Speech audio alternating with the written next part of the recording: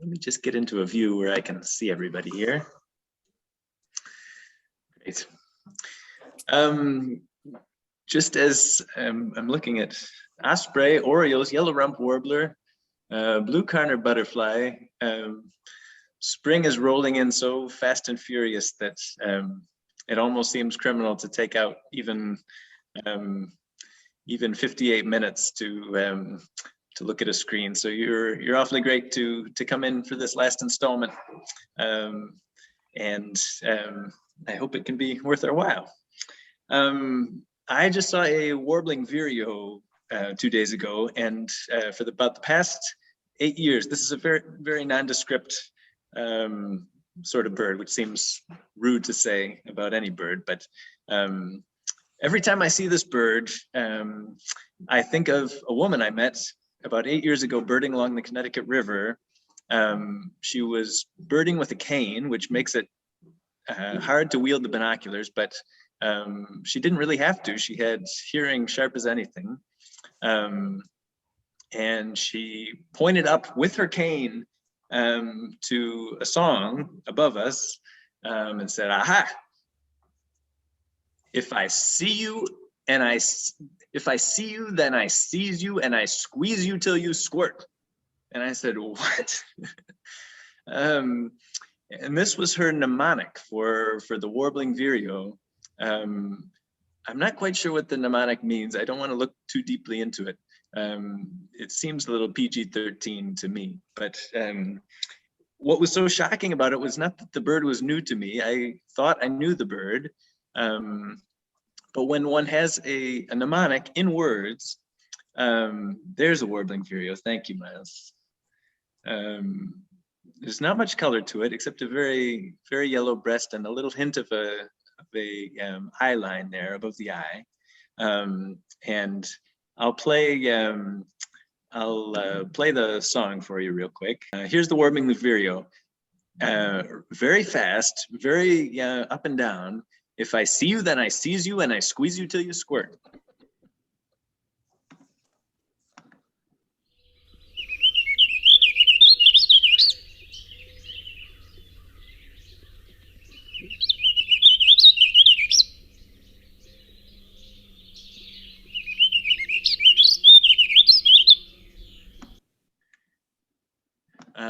Always ending on a real upward kind of punctuated upward note.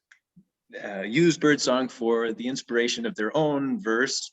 Comes from trying to put words syllable for syllable to the music that they hear. Sometimes that's impossible, as with the winter wren, when you get about 85 distinct notes in just a couple of seconds.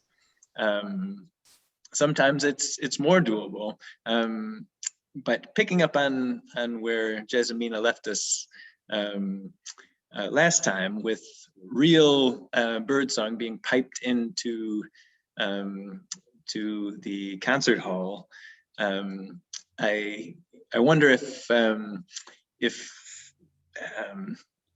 there has been a poet, or if there will be a poet who can put the right words behind actual birdsong. I wanted to share with you a list of common mnemonics, and I'd like to collect them myself. If you have any to add, I'd like to hear them. Some are simply imitative of the song as transliterated as best as one can. Others have real words to them. Indigo bunting here. Fire, fire, where, here, put it out. Let's see, the northern oriole, here, come right here, dear. This is one of my favorites that I've never actually heard a person swear to. Northern water thrush, nice old ladies don't choo-choo. I'll play it for you, and I'd like you to say if you can hear, nice old ladies don't choo-choo.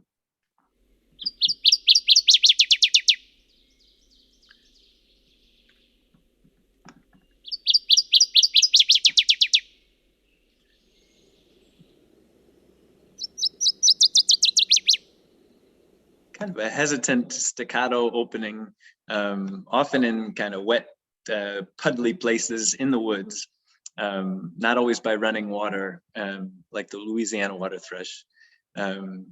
Somehow my delight in hearing a bird would actually be different if I hear it and immediately the words spring to mind. Nice old ladies don't choo-choo.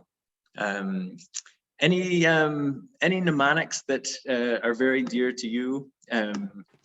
You can say them out loud, or you can put them in the chat. Yeah, sounds like 3 choo-choo-choos from Miles. Any mnemonics that help you remember a bird song that are in mnemonics in the English language?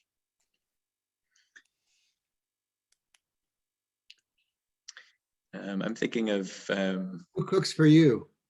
Who cooks for you? Who cooks for you all? Which is a real a real kind of Zen koan.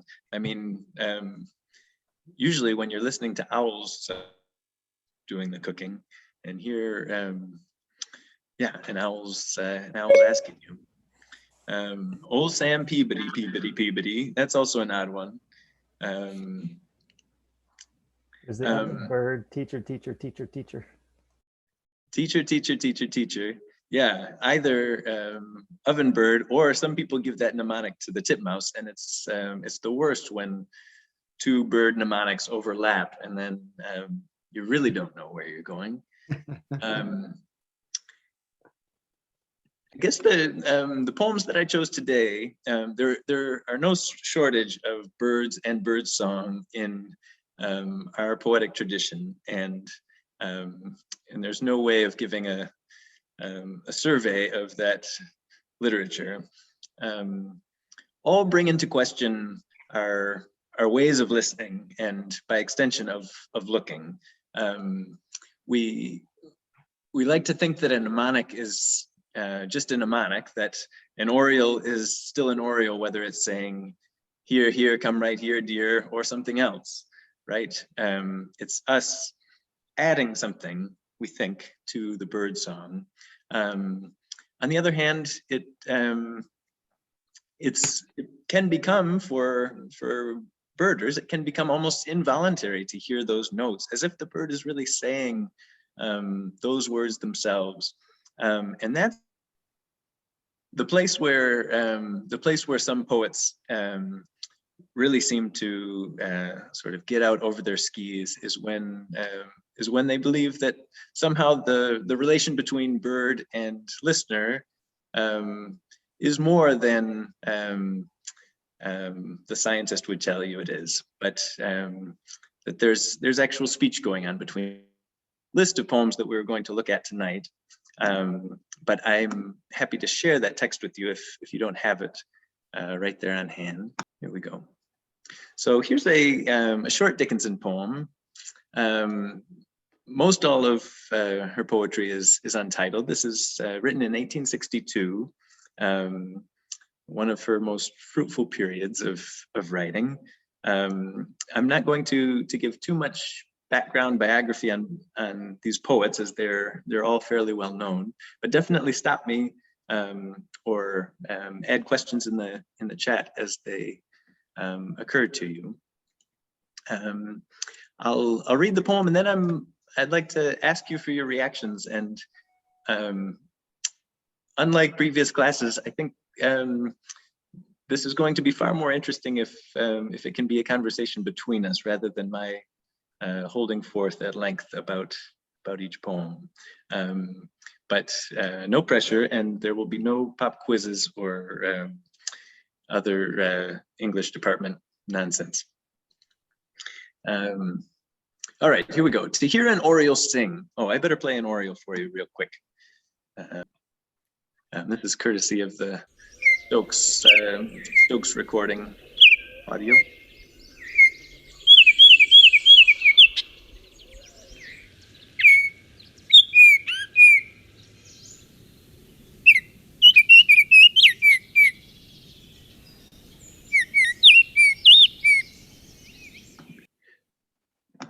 there's not always a full song. Oftentimes, I mean, there's not always a melody that lasts longer than 3 or 4 notes. It's not as if you can sing that pattern back as Messiaen might have tried to do. But the quality of the notes is so pure, so loud, so sweet, and often from a bright orange bird that is invisible in your nearby apple tree, that it really is arresting. It stops you in your tracks, and you say, that is a large sugar-voiced bird. Let's see here what Dickinson does with it. To hear an oriole sing may be a common thing, or only a divine. It is the same unheard as unto crowd. The fashion of the ear attireth that it hear in dun or fair.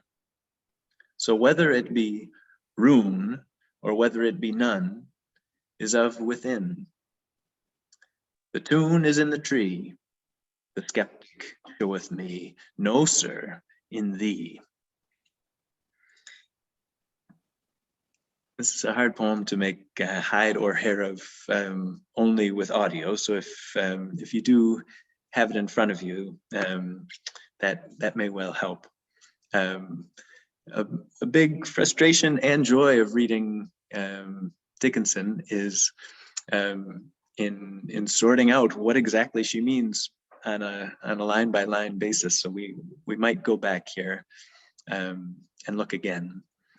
To hear an oriole sing may be a common thing, or only a divine. That's the first place I stumble. Or only a divine thing is somehow less than common, or lesser than the common thing. But it brings up this question of ranking. What is it that we're seeing or hearing when we hear an oriole say? It is not of the bird who sings the same unheard as unto crowd. We might say as to a crowd. This is, we're not talking about a bird whose song is the same whether you're there or not. This is the tree falls in the forest question. Does it make a sound? Does an oriole sing the same whether someone is listening or not? And the fact that an oriole is singing for another being, whether an oriole or a person, does make one think that in the case of birdsong, the song is not the same when it's being heard in a desert as opposed to when it's being heard by an ear, whether human or otherwise. And Dickinson picks up on that, the fashion of the ear, as if that were something we knew about, the fashion of the ear.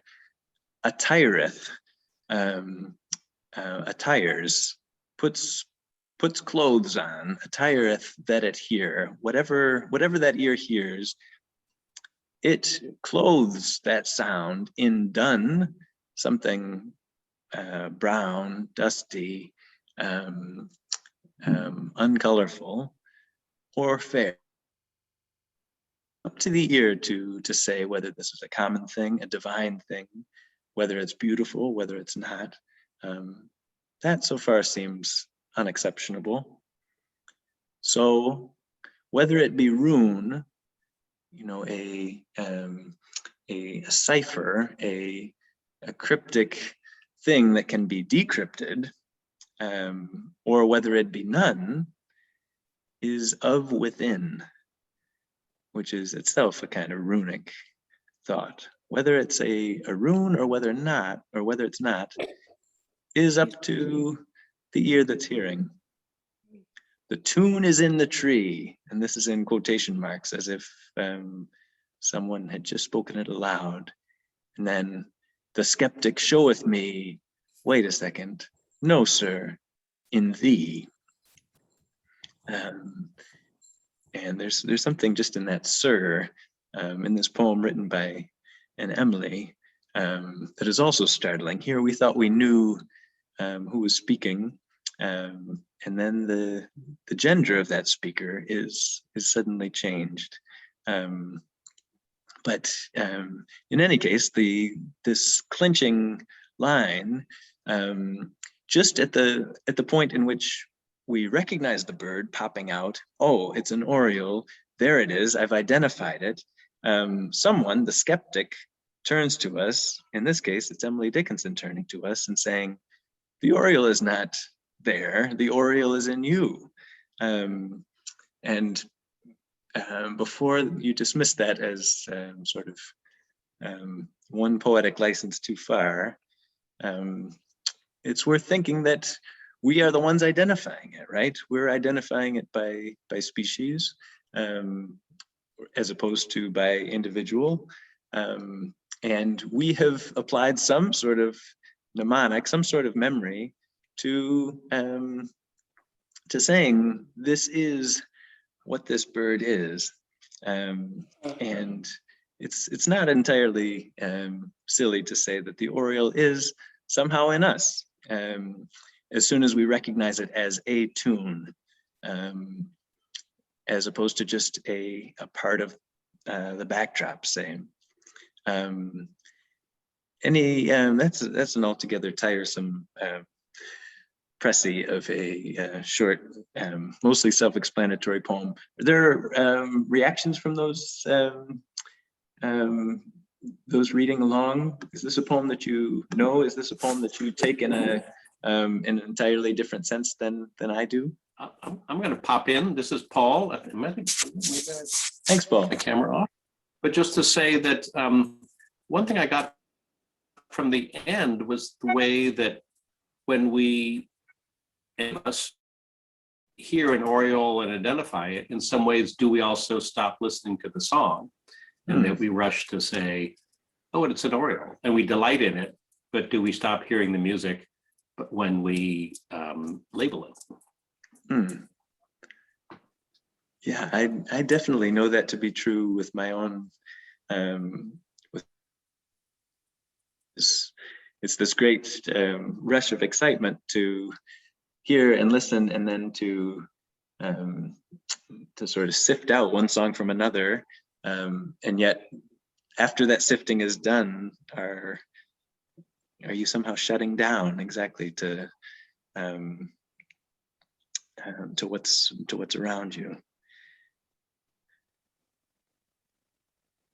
When you identify it, you're separating yourself from it.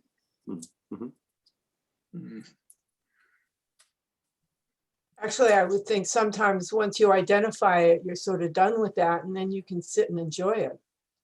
So maybe sometimes that's also true. Yes, that's appreciation also. Let's give comes ourselves later. a little credit. Yeah, I like that spin on it. That sort of, there is, as with reading a poem, there's sort of this pressure, real or imaginary, to know what is being said. And after one knows what's being said, there's sort of an ability to revel in it, or see it in its context, that is hard to do when you don't know what's being said. The same thing goes for a bird that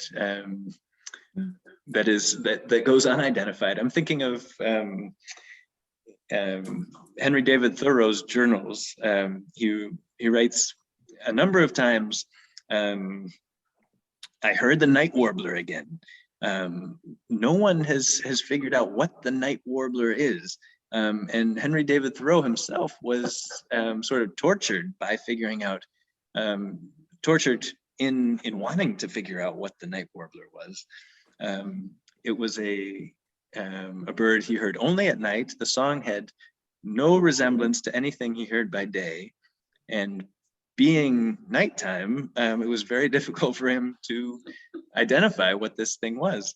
And later, Thoreauvian commentators have tried to identify for him what he was likely to have heard. Does anyone know what this night warbler might be? It turns out, in fact, to be, we think, a warbler, but a song not like the one we hear by day. Any guesses? A warbler that from time to time sings by night.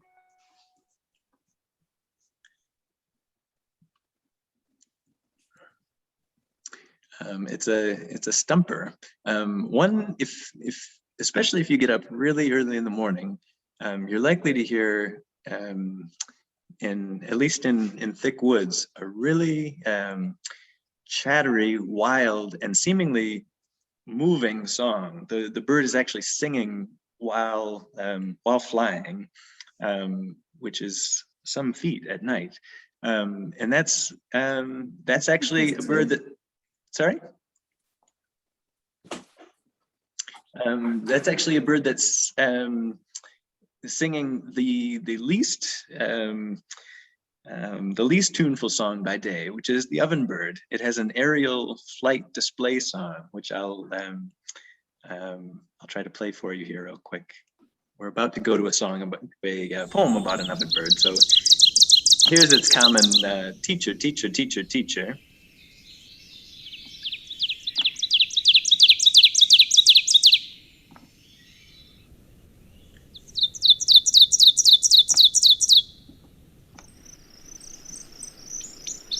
And here's its aerial flight song. Whoop.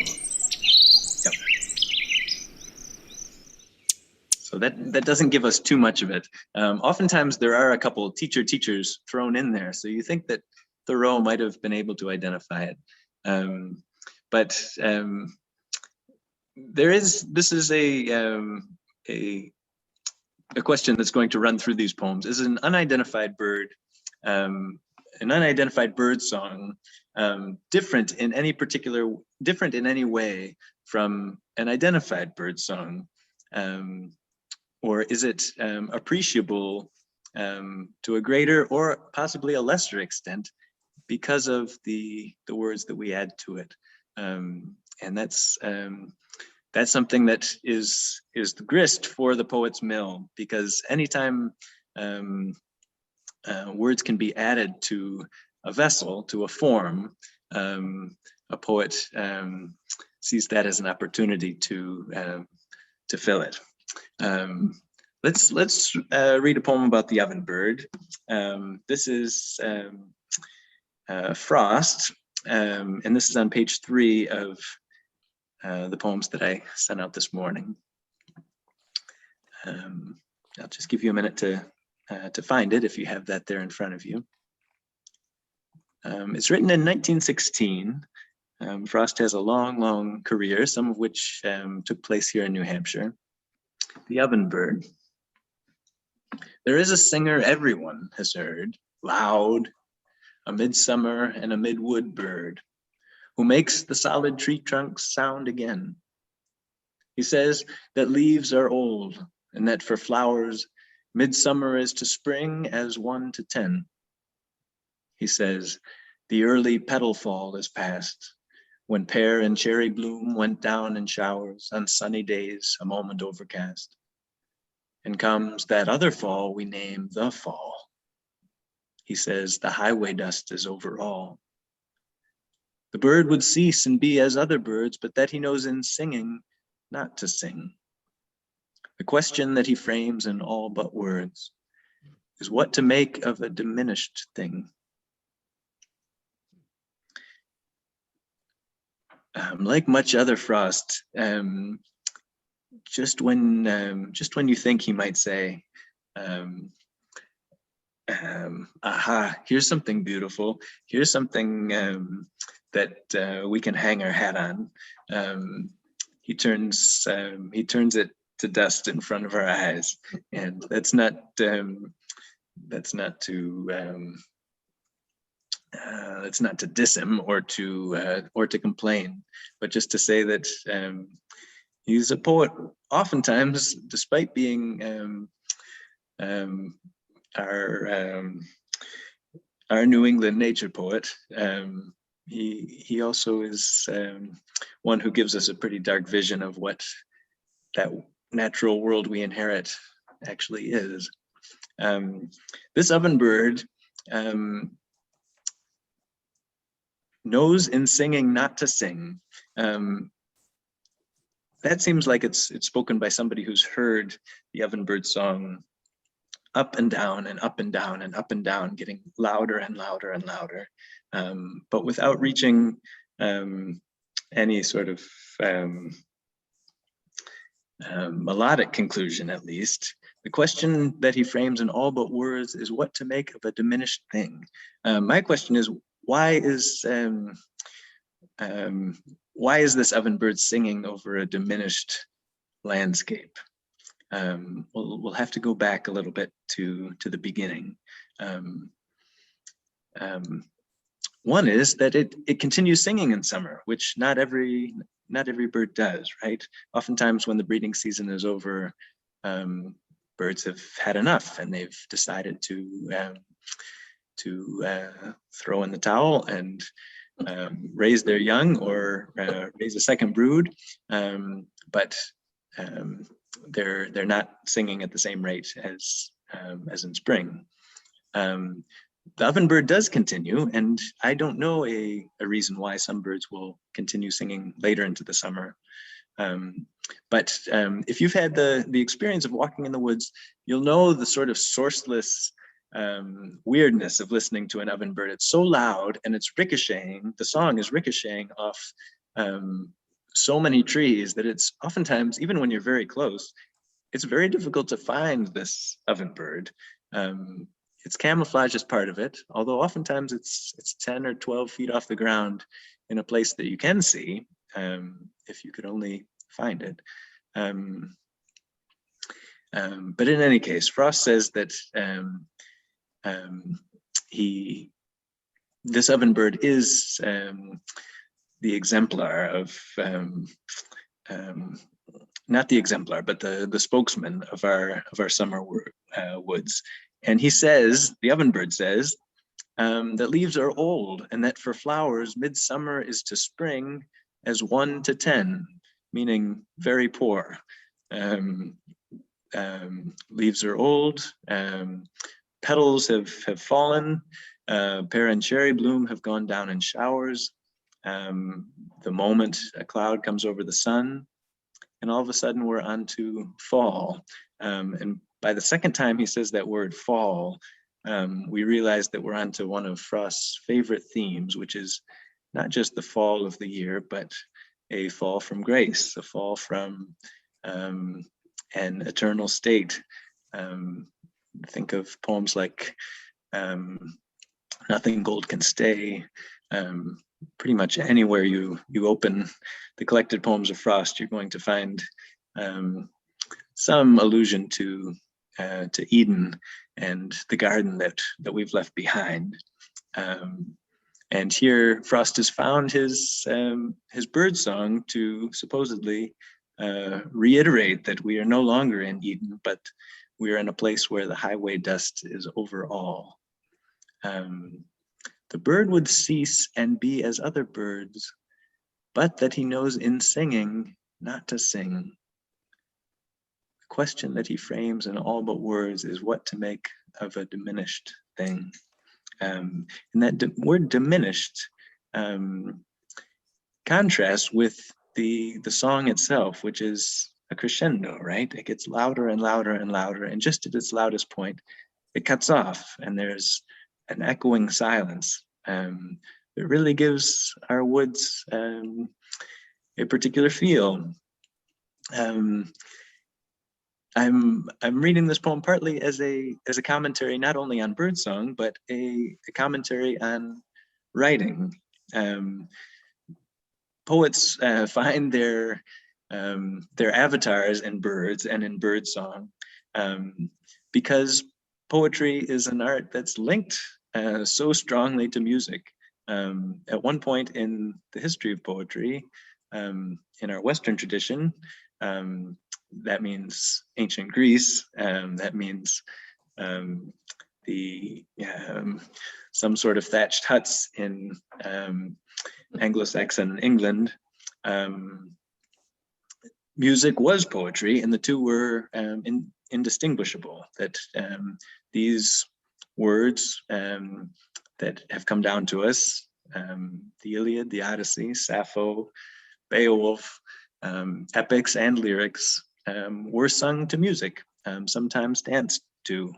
And now we are not singing, but speaking without accompaniment. And it's that relation is itself a kind of fall from grace. Poets looking back to their predecessors realize the distance that separates them from the pure songsters, whether that's Homer or whether that's a bird who sings in the forest without a second thought for the song that he sings.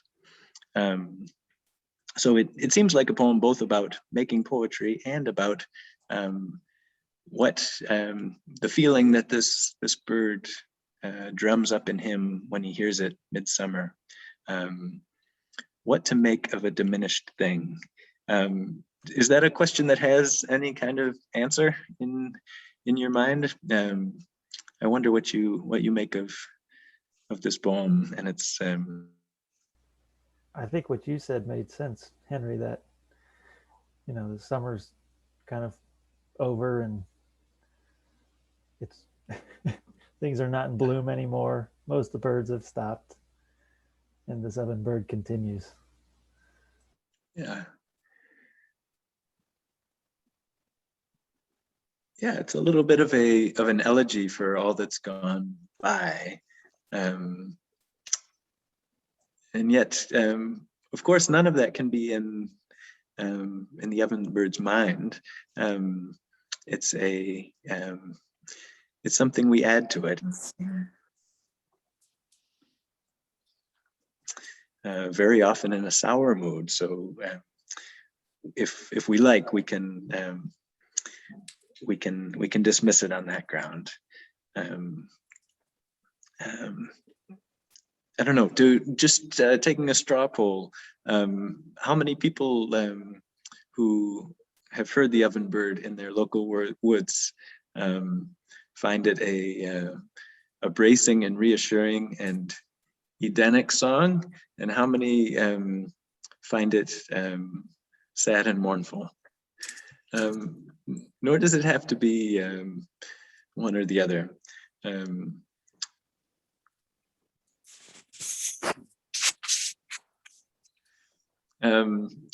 Let's read one other Frost poem quickly. It's just above on page 2, and this is a little more explicitly gives us a sense of what Frost's relation to birds and bird song is, or at least is in 1942 when he's writing it. Never again would bird song be the same, and this one takes place explicitly in the Garden of Eden.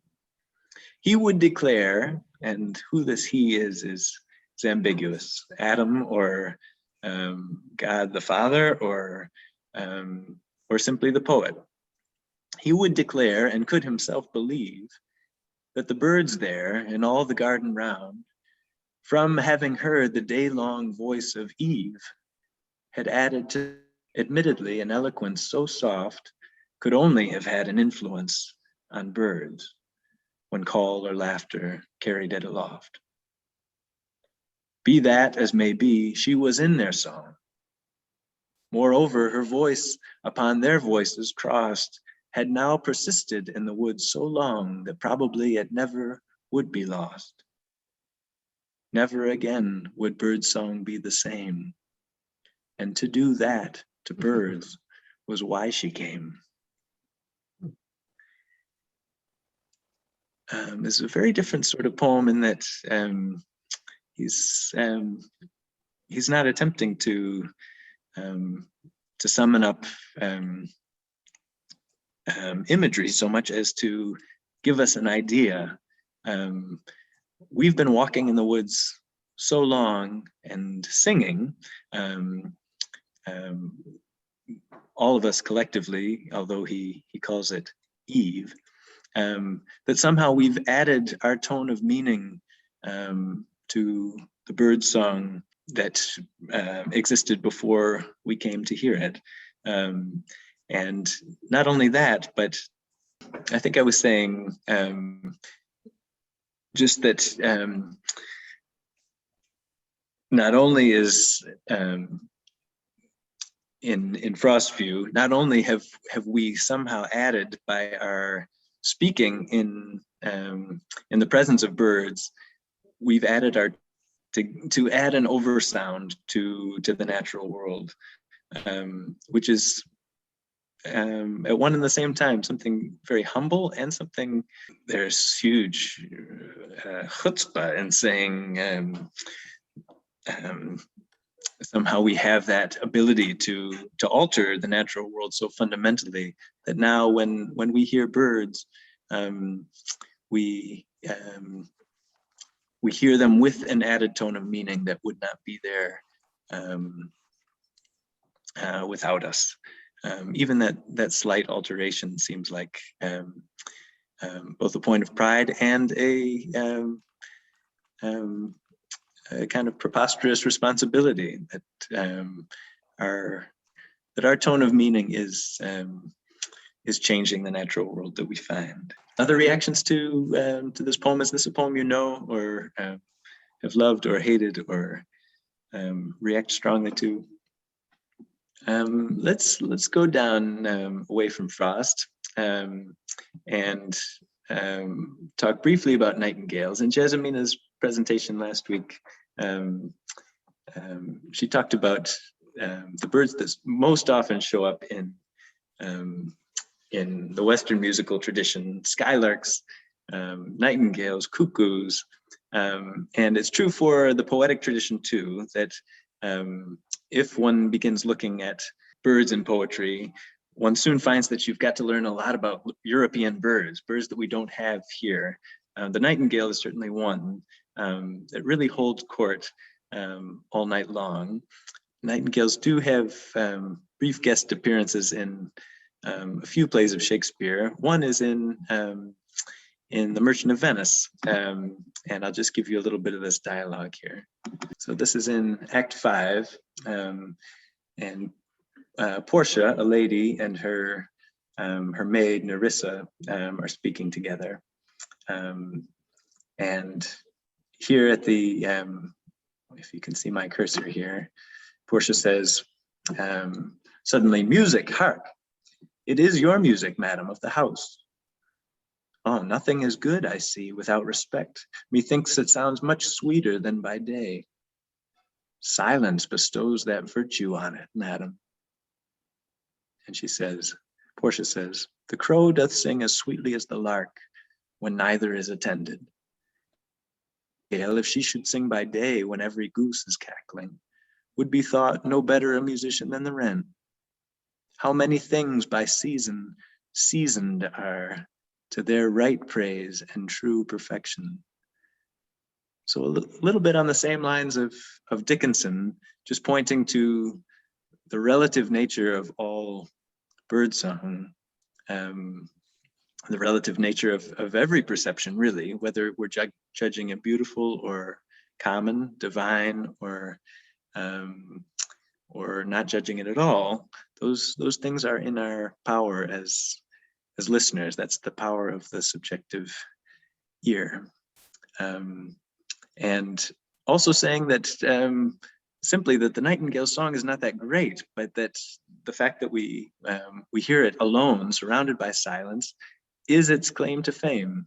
And it's interesting there too to think about a poet, a human singer, who is somehow trying to imitate, if not the notes themselves of the bird song, at least the position of the bird, the singer who is singing in a solitary way out to the whole world, or maybe to a single individual whom he or she is trying to woo or speak to.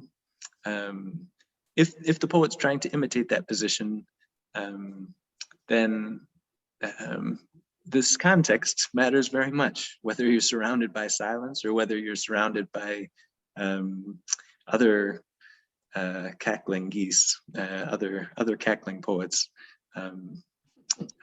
matters. Let's take a quick look at a kind of anti-Nightingale poem, of which there aren't kind of out to grumble and groan about the Nightingale. This is Wallace Stevens. It's on page 6 of our poems here, Autumn Refrain.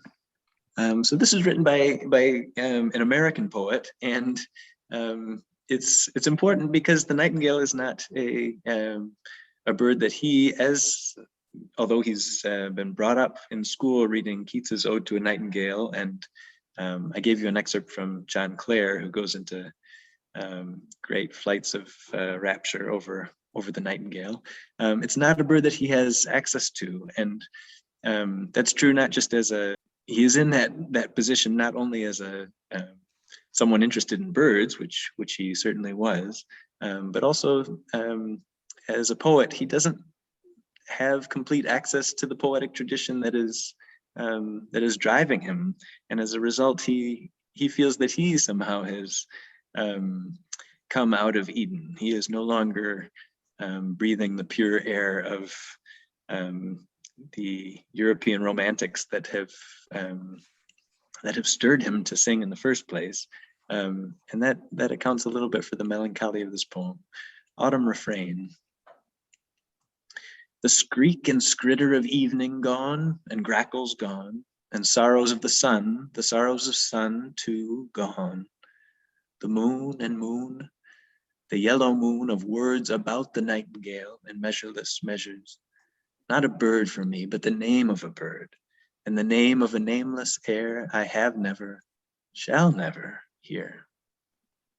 And yet, beneath the stillness of everything gone and being still, being and sitting still, something resides, some skreeking and skrittering residuum, and grates these evasions of the nightingale, though I have never, shall never hear that bird. And the stillness is in the key, all of it is. The stillness is all in the key of that desolate sound.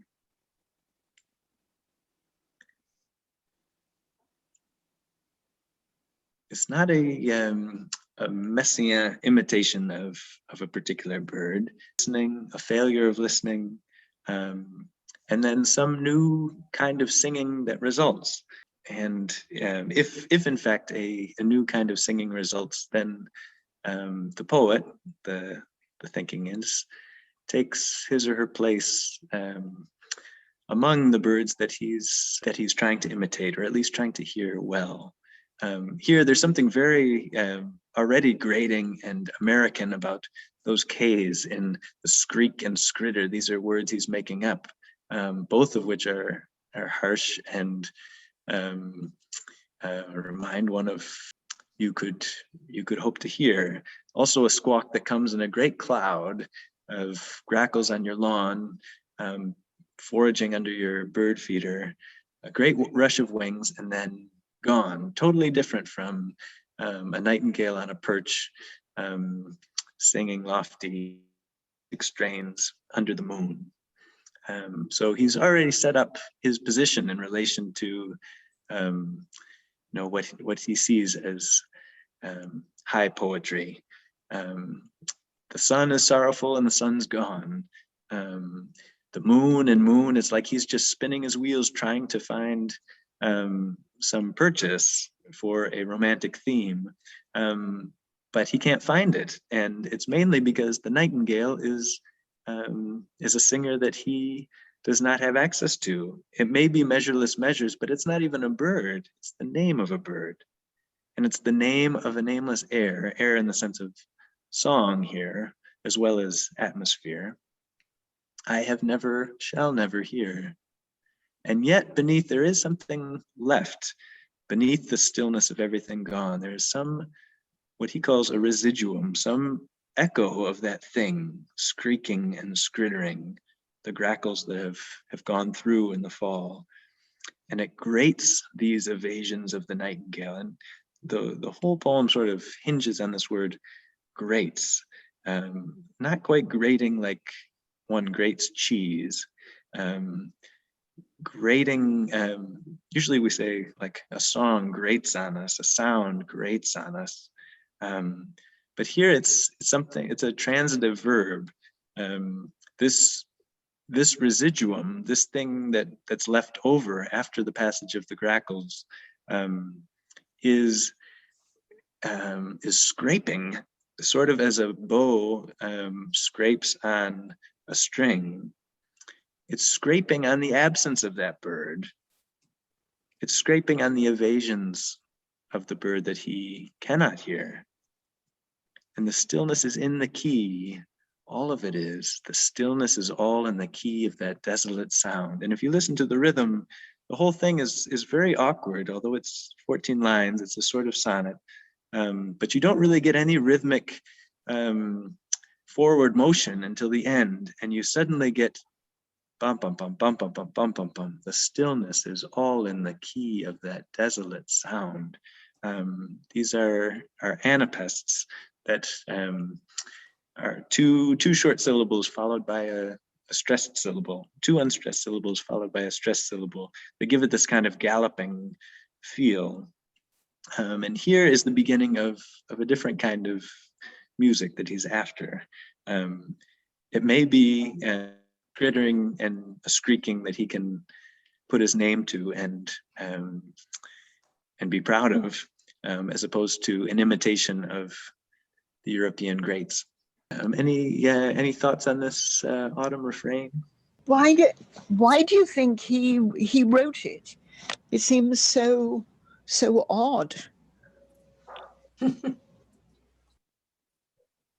I mean, it's having heard a nightingale, it's absolutely extraordinary, and I don't know why.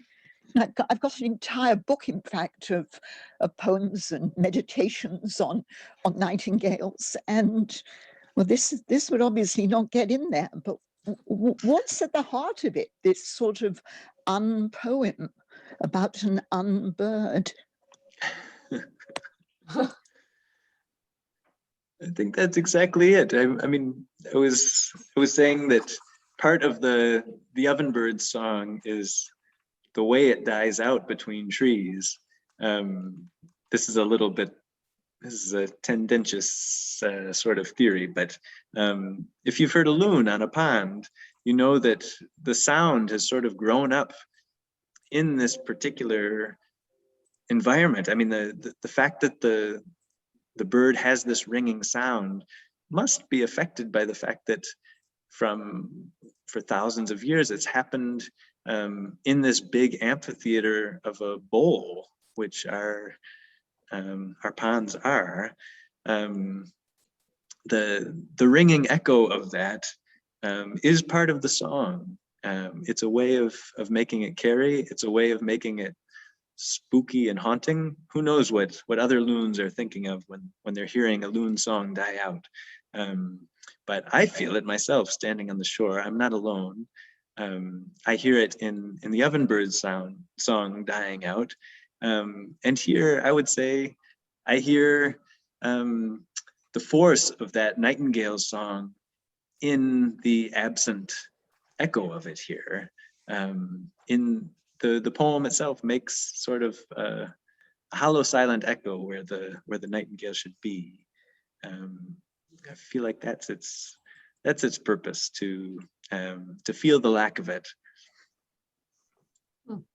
A message of listening, even listening to silence, Ken says. That's interesting. I always wonder when just talking to people out looking for birds, something that I often hear is, there are so many fewer birds than 20 years ago. Where are they? The dawn chorus is not anything like what I used to hear here in the same exact place. People feel an absence that I can't feel. And I've, rightly or wrongly, I've often written them off, saying, well, surely the dawn chorus, I've been here 8 years. I can't tell this noticeable difference. Maybe their hearing is going. Maybe they're just looking back through rose-tinted earphones. Is that possible to rose tint earphones?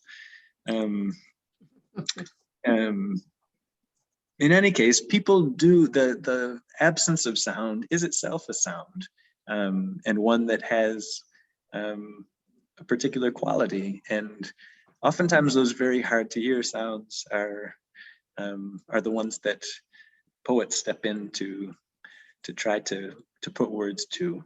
But no, I don't lobby for the inclusion of Autumn Refrain in your Nightingale anthology. I would like to read that Nightingale anthology. It's pretty wonderful. But you see, I take your point, and I'm very interested in the idea of silence, but I can't see why he couldn't have said the kind of things you're saying about silence, about a bird he actually had a chance to hear.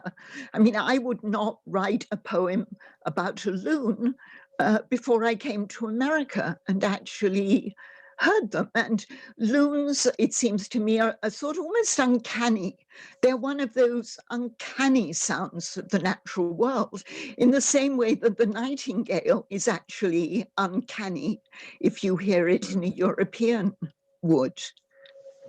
But isn't he saying that he feels the absence of the nightingale just because he's culturally aware of it, but not able to hear it? Like, you know, he's I don't know. Yeah, no, I think that's a big part of it, is that he's a poet writing for writing out of a poetic tradition in which a nightingale is constantly present, even if, you know, Keats's nightingale is not quite graspable either, but at least Keats could hear it. And whether you're a poet or not, I think we've all felt ourselves in that position of not being able to grasp what somebody else is grasping. I know I felt like that. I'm sorry, this may be the universe saying, putting a cap on my thoughts. Thank you all for reading these few poems, and for thinking about birdsong in such vastly different lights, through such vastly different lenses. It's such a cool idea to hear it both as a scientist hears it, as amateur birders hear it, as a musician hears it, as poets are hearing it. And I appreciate you being game for such an experiment. And thank you, Henry, for guiding us through that poetry. Sorry about the technical difficulties. I will edit those out so when I post the recording. Thanks, Miles. Have a wonderful night, everyone. All right. Good night, everybody. Good night. Thank you.